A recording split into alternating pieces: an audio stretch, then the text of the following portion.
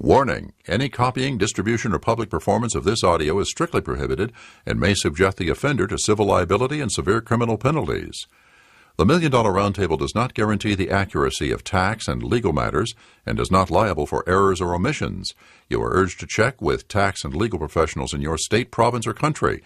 The MDRT also suggests you consult local insurance and security regulations and your company's compliance department pertaining to the use of any new sales material with clients. Copyright 2004 $1 Million Roundtable.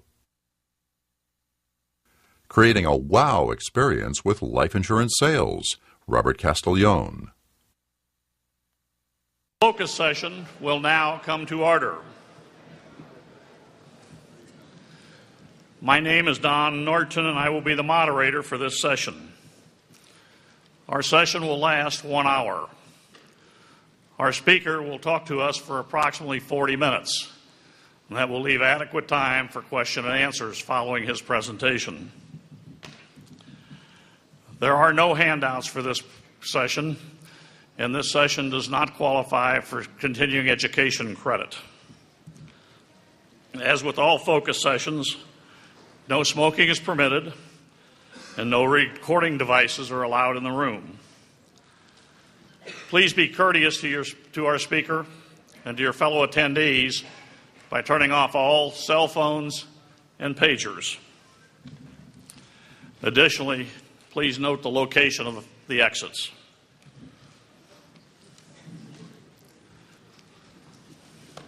Ladies and gentlemen, you are in for a rare treat.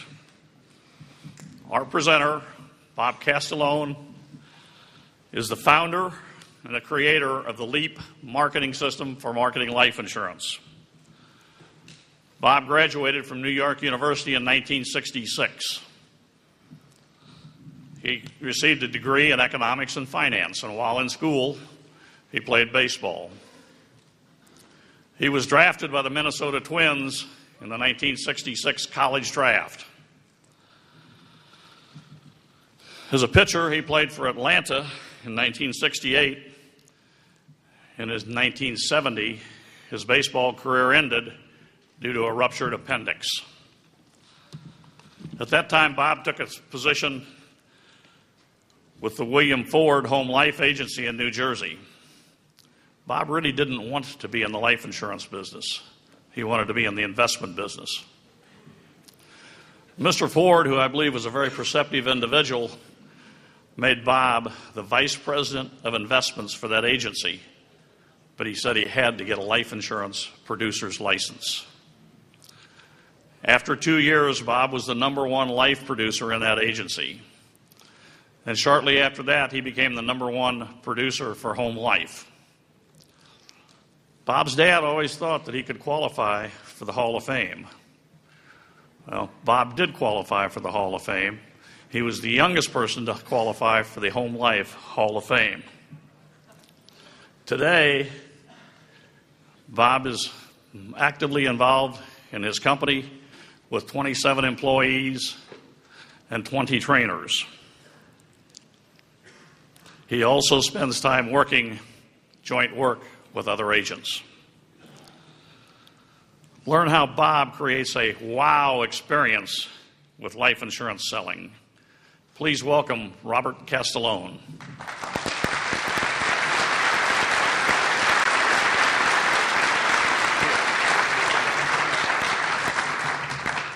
Good afternoon. Thank you, ladies and gentlemen. Thank you, Don. Don, you told everybody how old I am, and I know why my arm now hurts from those pitching days. My father wasted my time, 10 years, telling me about that Hall of Fame story. Wasted my time in baseball instead of being in the life insurance industry. Ladies and gentlemen, we're here in Anaheim, California, home of Disneyland. This Mickey Mouse operation would not be here today if it weren't for traditional life insurance. You see, when Walt Disney came up with this crazy scheme, no financial institution wanted to finance this event. So he had to borrow on his whole life policies to start construction. And that's a true story. What was the rate of return on that policy?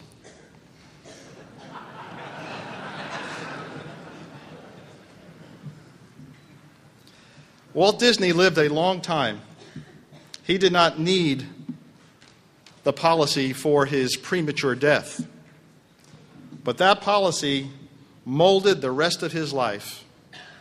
It made his dreams come true, and it provided fun and joy for millions upon millions of people worldwide. My speech today is about creating wealth and happiness through selling traditional life insurance. That's the good news. Walt Disney's agent understood the good news.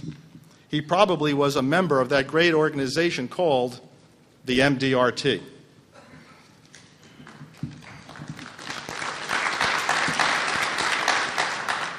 But too few agents today are not given the opportunity to succeed. They are presented with inferior marketing materials that perhaps Walt Disney's agent did not have. They are prevented from helping clients build Disneyland-like castles and the moats of protection that traditional life insurance provides. Ladies and gentlemen, we live in a fast-paced world filled with high-paid athletes, corporate executives, entertainers, and professionals. Don mentioned in his introduction that I was a professional baseball player, and my salary in 1968 with the Atlanta Braves was $13,500. Today, the average baseball player makes $2.3 million a year.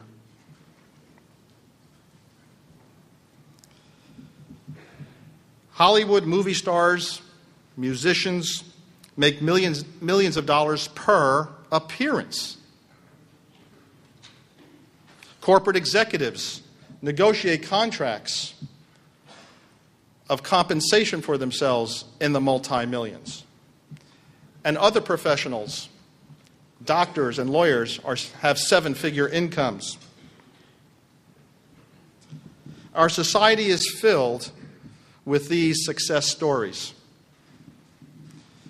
Yet today, far too many life insurance agents earn only a very small portion of the income of people from other professions. Why, we must ask. Why does a disparity between the incomes of life insurance agents and other professionals exist?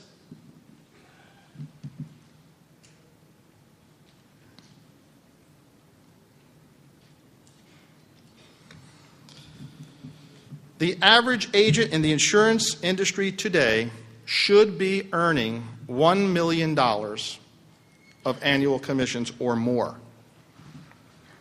Without the correct approach to selling life insurance, agents will continue to struggle with incomes that are far below what they should be. There are many obstacles and forces in place in the life insurance industry today that cannot be overcome by simply working harder, looking for a new sales idea, looking for the next hot life insurance product, or tax law quirk. No, none of these tactics have worked in the past, and they will not work in the future. I will help identify for you today the forces that are presently in place that work against life insurance agents in keeping them from reaching their full financial potential. And the evidence is overwhelming that most of the existing information, education, and marketing ideas in the life insurance today are ineffective and need overhauling.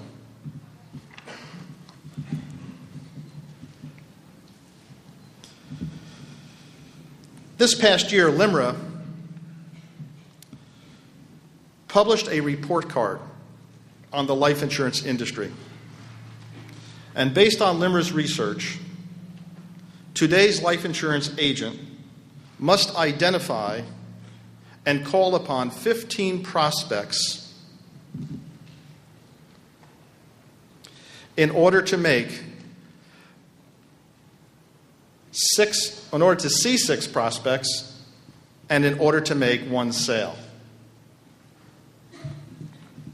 These statistics are troublesome.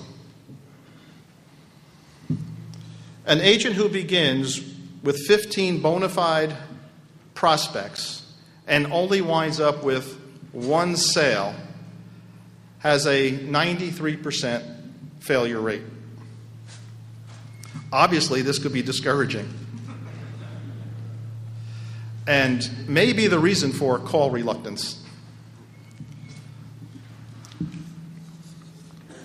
A recent MetLife survey of 1,000 families whose breadwinner had died within the past 12 months indicates that the average amount of life insurance they had was only 2.5 years' income for the survivors.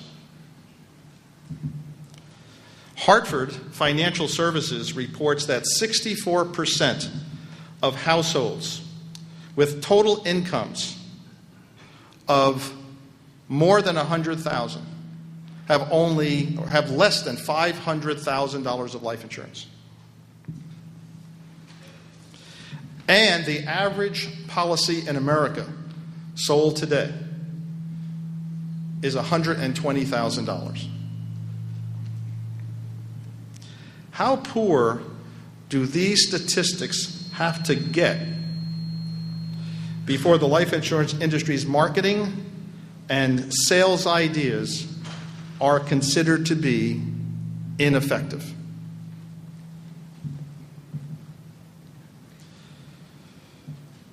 I know for myself, and I hope for you, that the only sales ratio that should be accepted by any agent is one that requires calling on 15 prospects, making 15 presentations, and selling 15 clients. Consider what would happen to your income if you had a 15-15-15 ratio and began selling life insurance to every prospect you met. Ladies and gentlemen, not only is it possible, but it is being accomplished by thousands and thousands of agents using the concepts that I'll be showing you today. But before we look at the more expert system of life insurance selling, let us reassure ourselves and confirm that the problems exist and that there is a dire reason for the new paradigm and change. According to the American Council of Life Insurance, the number of life insurance agents in the industry today has shrunk by 100,000 over the last few years. Today, for every 1,000 agents recruited into the life insurance industry, only 14% survive the first 4 years. The surviving agents only produce an average income of $45,000 by the 4th year. Another trend that has been proliferating is the sale of term insurance. Term insurance now accounts for 50% of all new life insurance sales and 70% of all new life insurance in force. When I started in the business, term insurance accounted for 7%.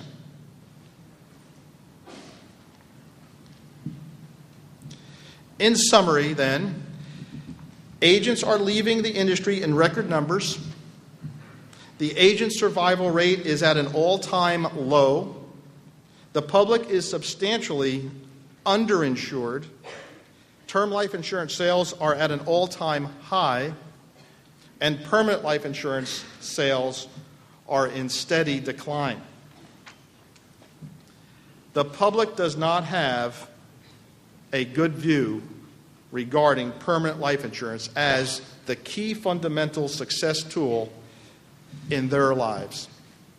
And they are abandoning permanent insurance for other savings and investment programs that are risky.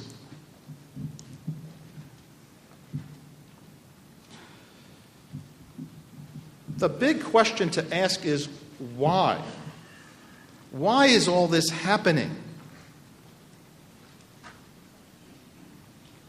Why has individual and traditional life insurance sales plummeted for the past 15 years?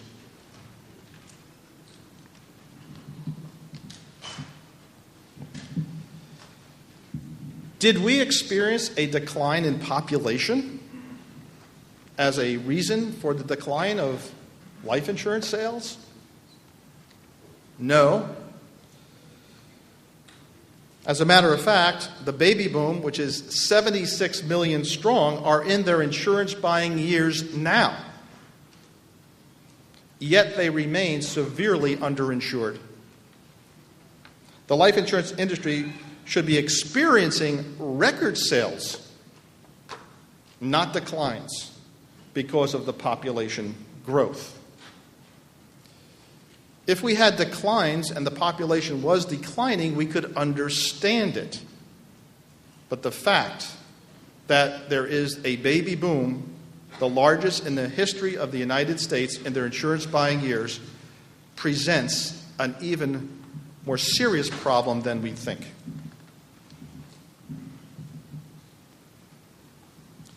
Did we experience a decline in inflation? Was there a deflation? No, of course not. Inflation has continued to push incomes and expenses higher and higher. The amount of life insurance coverage should be substantially higher than ever in our history, again, because inflation increases and the need for life insurance increases. Are the premiums higher for life insurance? That makes it unaffordable for consumers. Again, the answer is no. Premiums have come down. It's more affordable for people to buy life insurance today than when I started in the business in 1970. Does the fact that people are living longer take away the need for life insurance?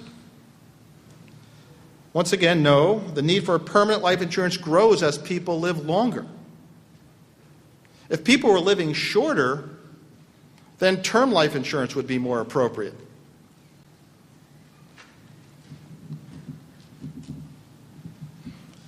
Was there an income tax law that somehow made life insurance less advantageous?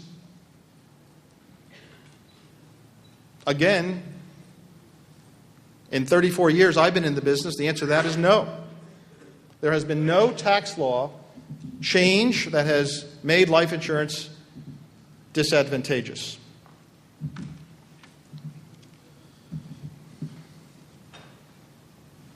Was there some government regulation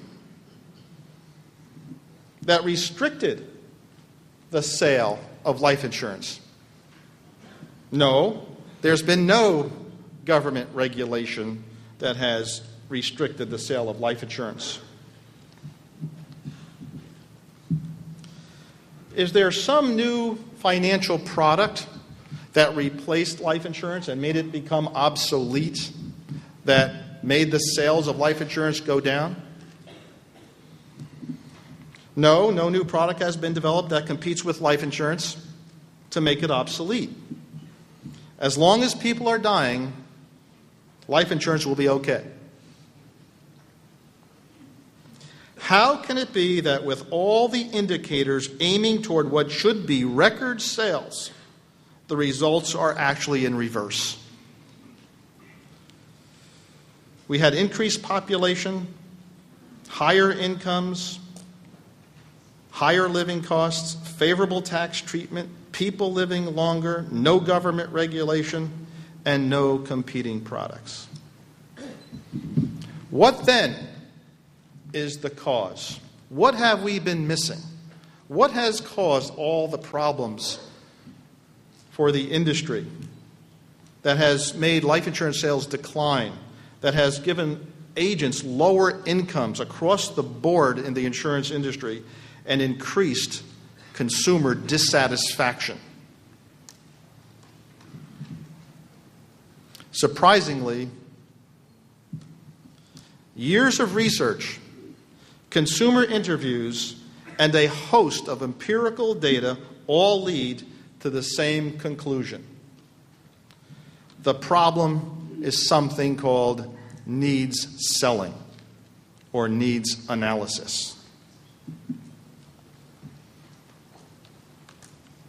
Needs selling has undermined agent productivity and has tainted the public's attitude toward life insurance.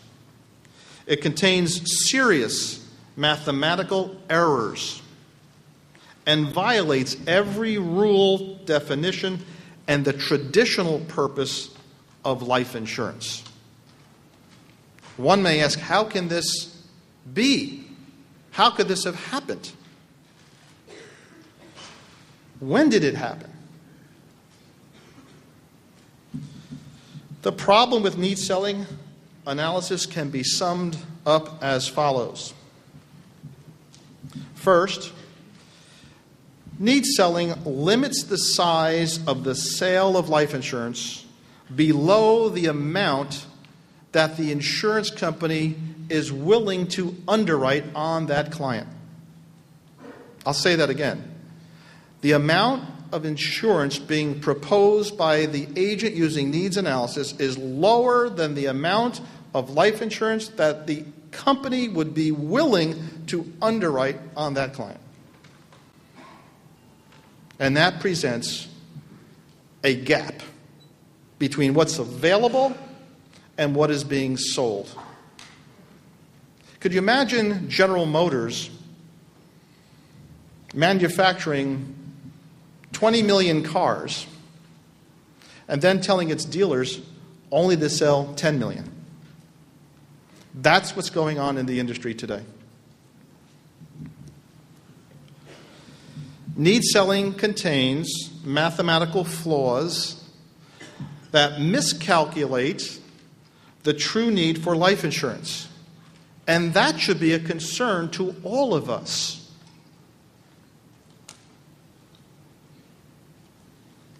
No one should want to make calculations that have mathematical flaws. But if those mathematical flaws lower the amount of life insurance needed, then the matter gets worse.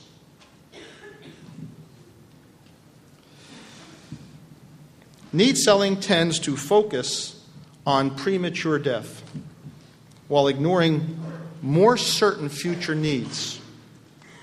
I ask all of you in the room, you're all experienced people in this business, how many death claims have you had of clients under the age of 65?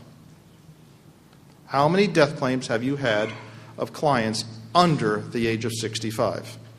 The average in the industry for every career agent is 4. 4. And maybe some of you have a little more, maybe some of you have a little less, or maybe some of you are right on.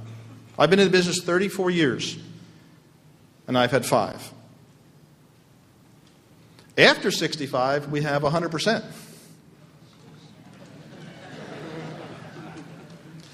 Where should the focus be?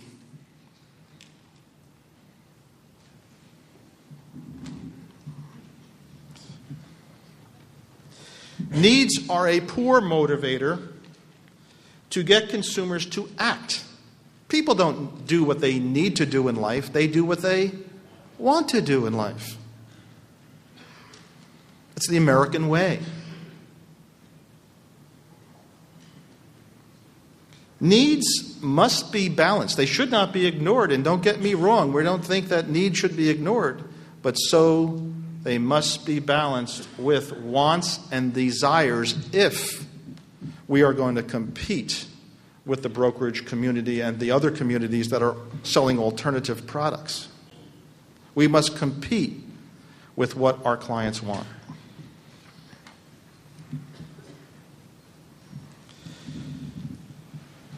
Another feature of needs selling is that it automatically creates objections. You've all heard them. I don't need insurance. I'll be self-insured someday. I can do better with my money elsewhere. I had one client tell me I won't die.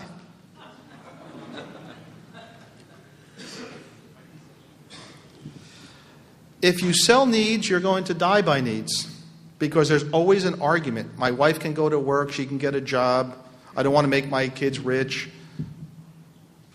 I don't want to make the second husband rich. We all have heard these things. So when we use a needs approach, we are going to bump into objections. And that is the beginning of an end. I can remember one sales marketing person says, when you get an objection, you are close to the sale. And when you get 3 objections, you're really hot. I don't want objections from my client. And I don't think you do either. As a result, needs selling does not promote the living benefits of permanent life insurance. It doesn't give the flavor, the enhancer of what permanent life insurance does for living reasons. It's talking about premature death and what you need and everything else for a beneficiary. And the client is sitting there saying, well, what about me?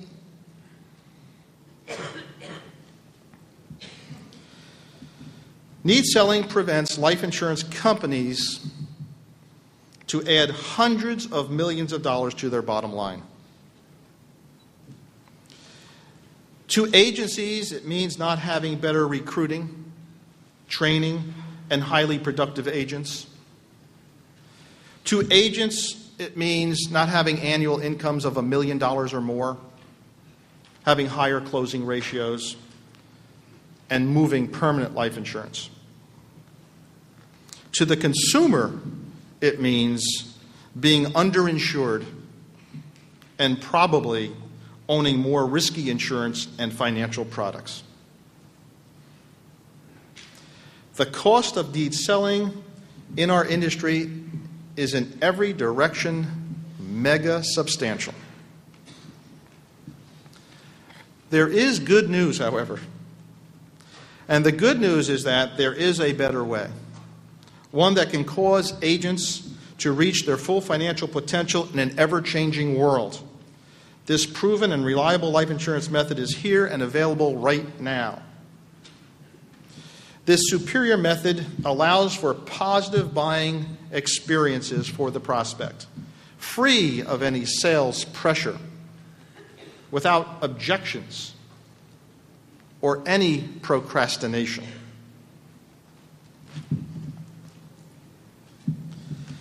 What is this basic principle of the superior marketing approach? It is simply that the real essence of insurance selling is to provide for a full replacement value of any asset lost. Whether it is a business, auto, home, jewelry, artwork, rare coin, piano, or more importantly, a life.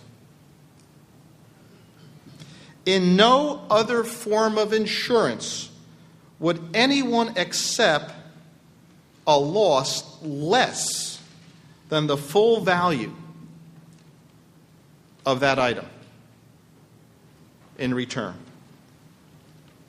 Why would it be different with life insurance? Why would anyone accept an amount of compensation less than what the insured is worth? The replacement of the full economic value is the key to successful insurance selling and getting to $1 million of commissions. Without it, it's almost impossible. For a moment, let's apply the full replacement economic value concept to homeowners insurance so that you get the idea. A homeowner's policy states that in the event of a loss due to a covered risk, the replacement value of the home will be reimbursed to the homeowner. It does not say you will be reimbursed for only the house you need. Many people live in homes that are more than what they need. It's the American dream. If a consumer's beautiful home burns down, they want it to be fully replaced for its true value and not less. In auto insurance, if one's brand new Mercedes were stolen, the owner of the vehicle would want full replacement value and not a Volkswagen Beetle in return. If you study the history of the insurance industry as I have, you will note that the key phrase replacement value is used over and over and over again to describe the purpose of insurance. For example, at the annual convention of the National Association of Life Underwriters held in Los Angeles in 1924, the greatest minds at that time got together to decide what was the most appropriate and only sound method to be used for the calculation of life insurance death benefits. They concluded that the only sound method was the full replacement value approach. It was defined as the capitalized value of the earning power of the insured.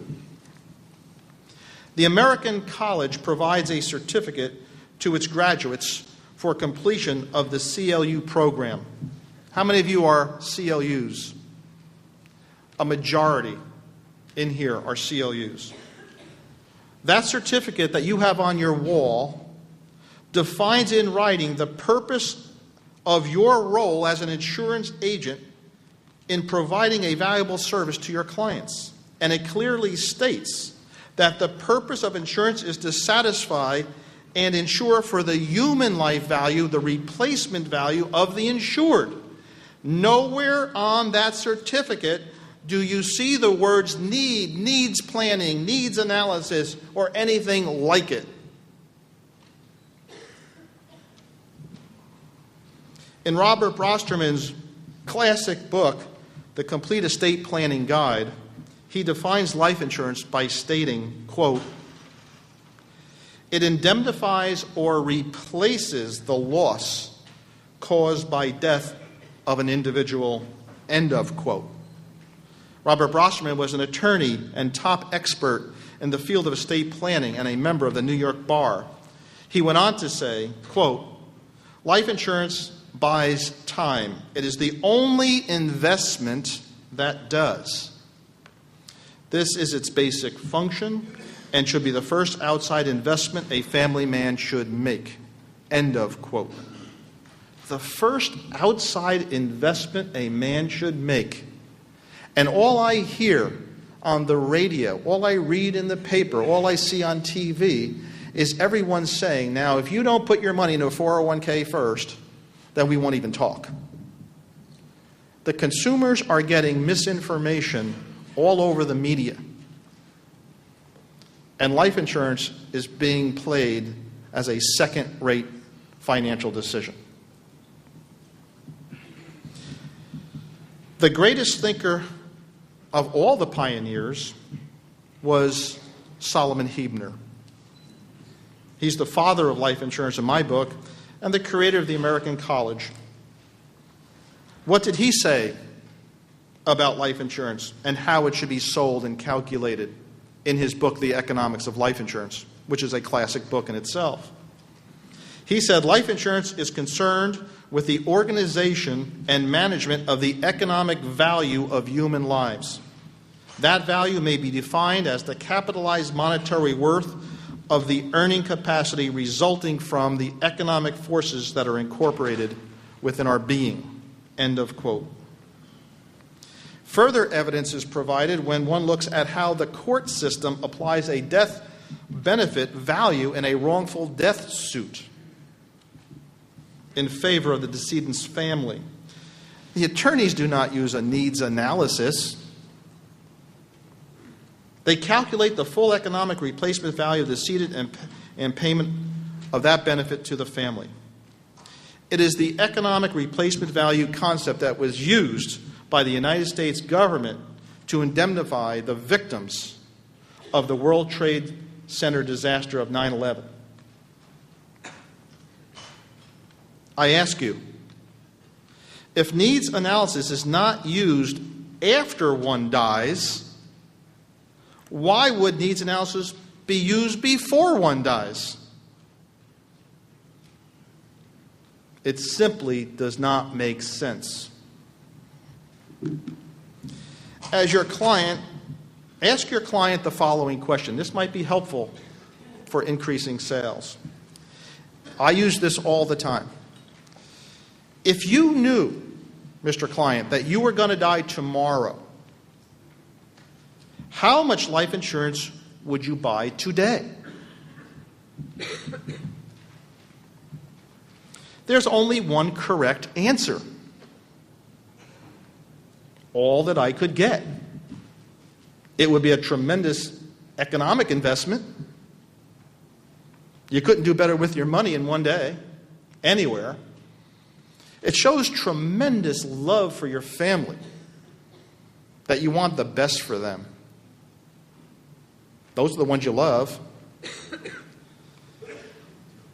And it also says something about you, the kind of person that you are, unselfish and giving. No loving husband or father would do a needs analysis under those circumstances.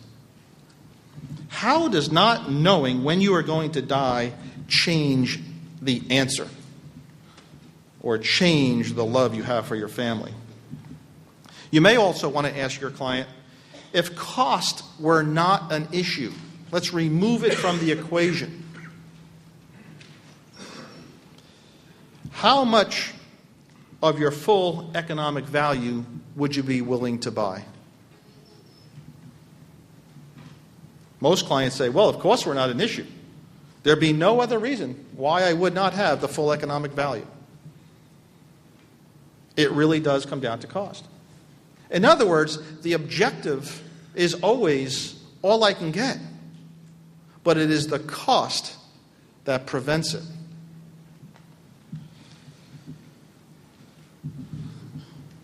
To me, the letters MDRT stand for Money Decisions Rightfully Transacted. And today, many life insurance agents, agencies, and companies have seen this light and are now starting to abandon the needs selling approach and getting back to the truth about using full replacement value selling and the sound principles of the economics of life insurance. They are coming home, back to the traditions, back to what the great thinkers of our industry were talking about, back to the heart and soul of insurance evaluation. And MDRT, money decisions rightfully transacted.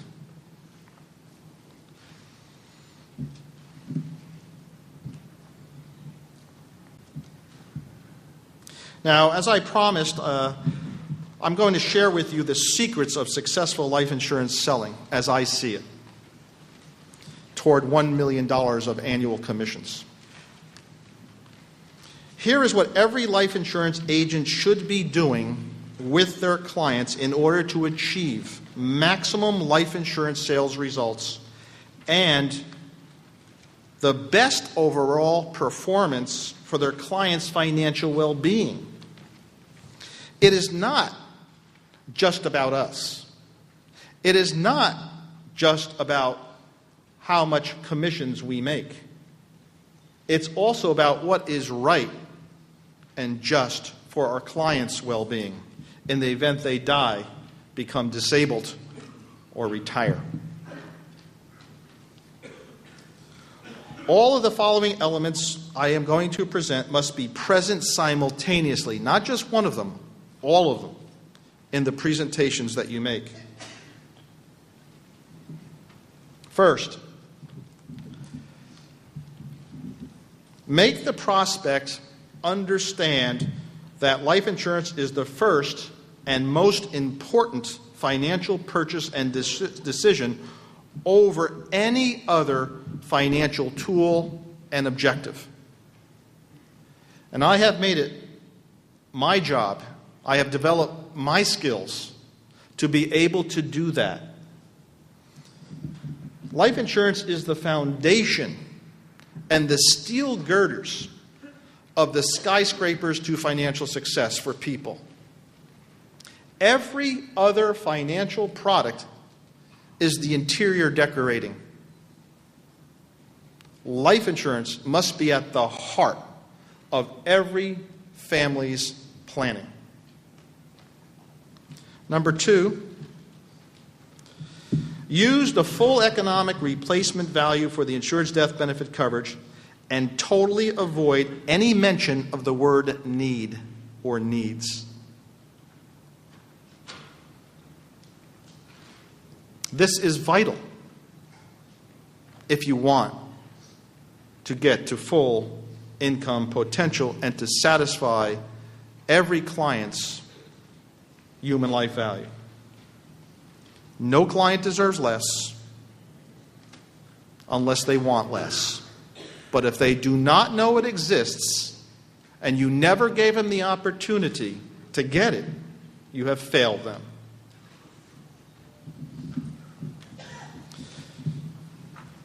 Show prospects how to acquire life insurance without any additional out-of-pocket cost.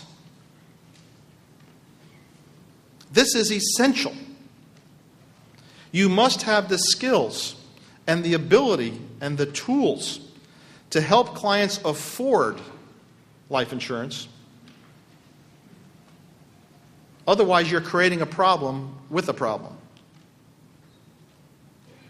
What's the sense of proposing total human life value and a high premium if they can't afford and don't have the money to do it? You need to be able to solve the problem.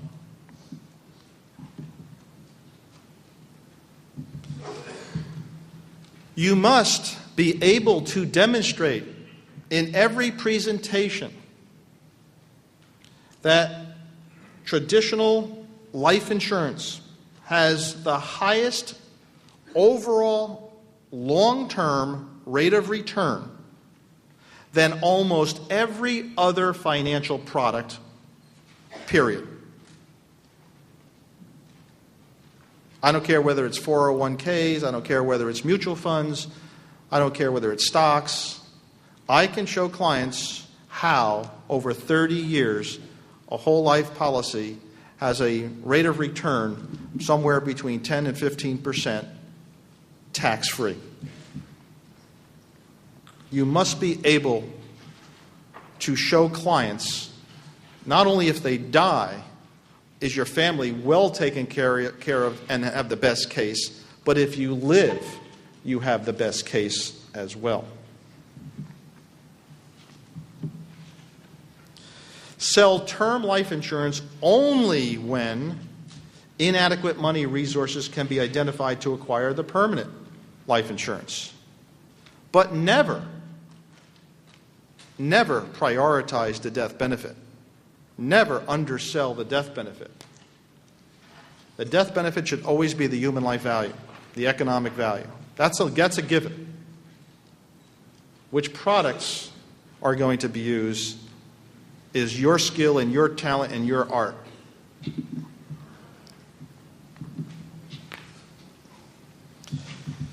Show the consumer each and every added benefit created by the ownership of traditional life insurance above and beyond the death benefit and the cash values. Life insurance has many benefits. There's over 30 uses of a life insurance policy in people's lives other than death. Of course, we all know about the disability waiver. We know about some suit protection. We know about the tax advantages. We know about the settlement options, the annuitization options, collateral options, dividend options, estate planning options. There's many, many uses. And as we become more professional, we understand how to present and tailor-make those uses for the right circumstances each time. And we also need to prove that the presence of traditional life insurance enhances all other savings and investment products. What do I mean by that? Traditional life insurance is like a turbocharger. It is not the engine by itself. It is not something that you buy and leave alone and put in your safe deposit box and watch it until you die. It's going to make my mutual funds perform better, my 401k perform better. It's going to make my savings accounts better through something called integration. Just like a turbocharger increases the efficiency and productivity of an engine. We have to be able to explain that life insurance is not an alternative, but a necessity for financial success.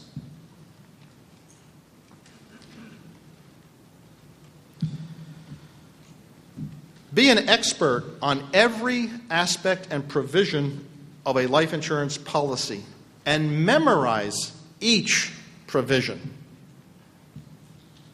And have a great understanding of the contract that you sell. Clients are impressed by such things. But also, you need to customize that product to fit the client's settlement options, beneficiary arrangements, creditors clauses, common accident provisions. I am shocked to see how many life insurance agents are in this business that have no clue on how the inner workings of a life insurance policy works. And all they do is sell it, name a beneficiary, and they walk away.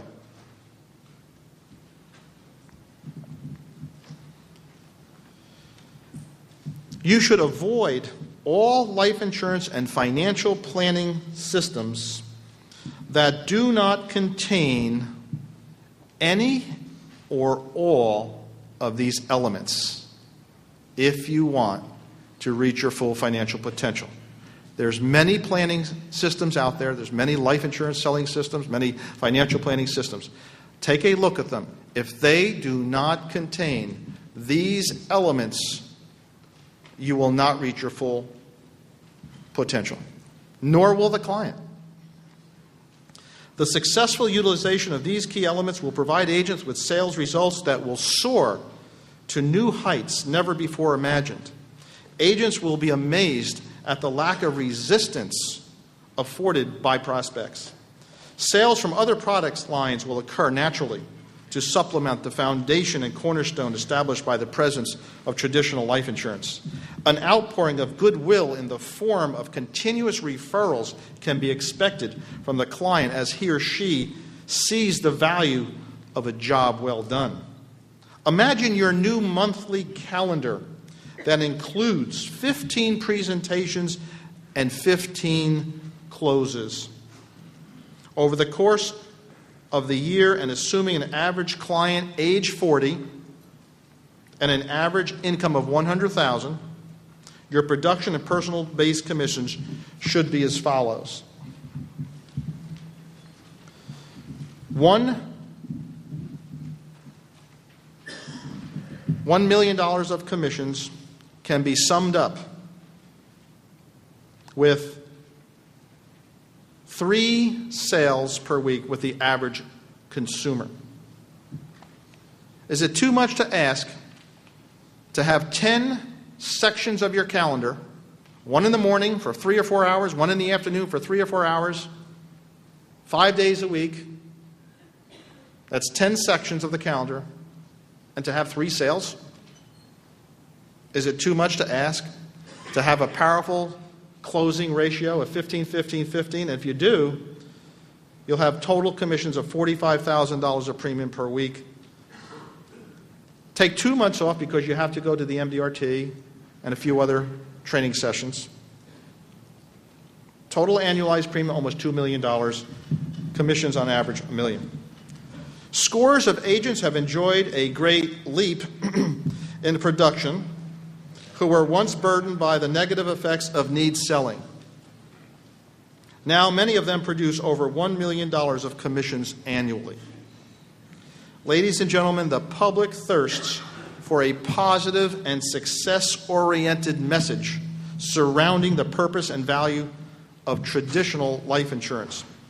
They don't only want what they think they need if they die, retire, or become disabled. They want happiness, financial freedom, and a success track. The life insurance industry has been the reliable source for many families during the times of a client's greatest financial challenges. However, the next time you hear an insurance death benefit testimonial, ask yourself 2 questions. First, did the person that died really own insurance equal to his or her full economic replacement value? And second, if the person had not died, would the insured have thanked the life insurance industry for providing the living values created by traditional life insurance well into their retirement years?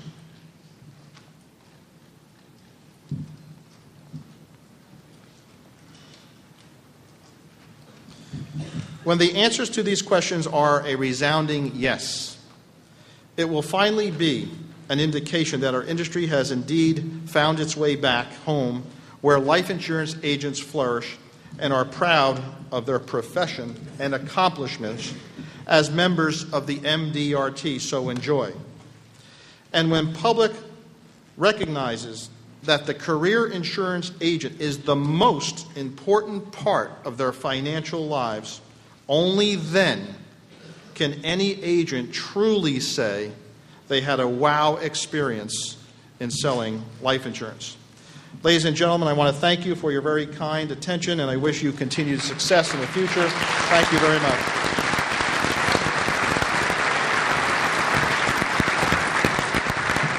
Bob, thank you very much.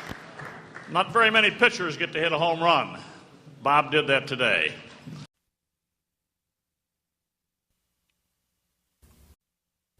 That concludes this program. For additional information on the $1 Million Roundtable products and services, contact the Achievement Department at 847-692-6378 or on the web at www.mdrtpowercenter.org.